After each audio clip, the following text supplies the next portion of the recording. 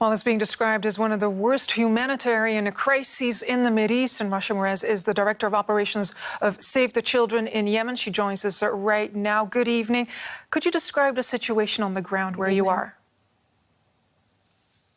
Yeah, well, since Monday, since the Saudi-led coalition announced the blockade, air, sea, and land blockade on Yemen, the situation has been deteriorating even more than it was before.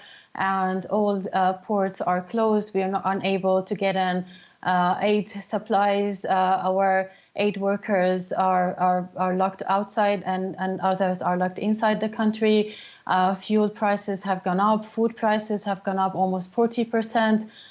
Cooking gas is not available in the market. We've seen people queuing, trying to stock, and it's not available. This, if they have the resources and the means to purchase those items. Also, like the situation in terms of bringing in supplies to country, we've been unable to bring in those supplies and to support our primary health care clinics, our diarrheal treatment centers in terms of the response to the cholera outbreak.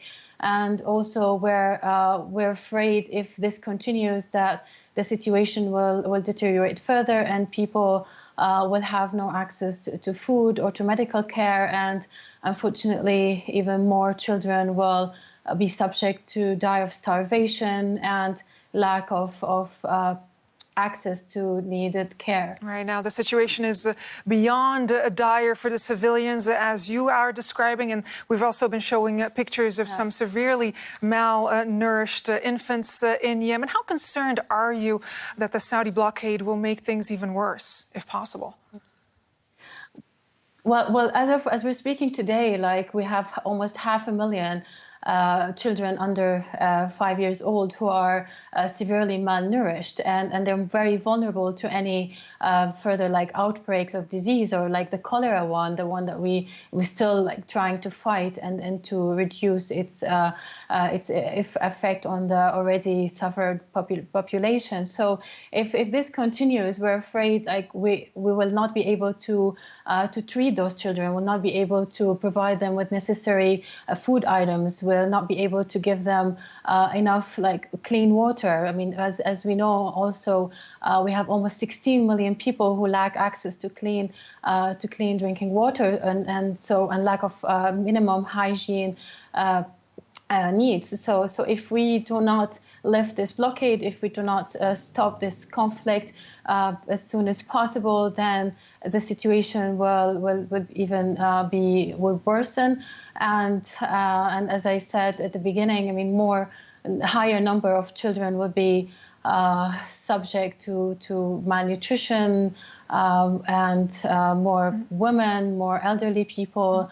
And yes, I mean, it's one of the biggest, I mean, it's the largest humanitarian crisis currently, with more than 17 million people in need for food assistance in Yemen, and 2/3 of the population considered as affected population, let alone the cholera outbreak as the largest in the modern human history. It's definitely gut-wrenching what you're describing there. What needs to happen in the short term to allow you to do your work and to allow all the other NGOs to get aid through to the most vulnerable in Yemen?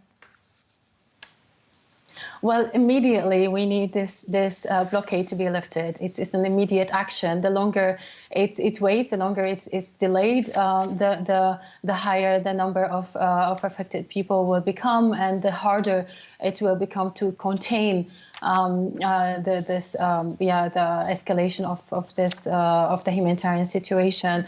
I mean, currently, like with the increasing number of people in need and being blocked, like unable to deliver aid is I mean, adding to the situation and making it even worse, as I said. And in the medium term, I mean, even like it's even not medium, it's immediate as well. Like a solution must be found to this conflict. And this conflict is not the solution. There is a solution that we need to find. The international community should put more efforts in finding a solution and agree on a peace and settle in a way to allow the Yemeni population or the country to heal again and to be able to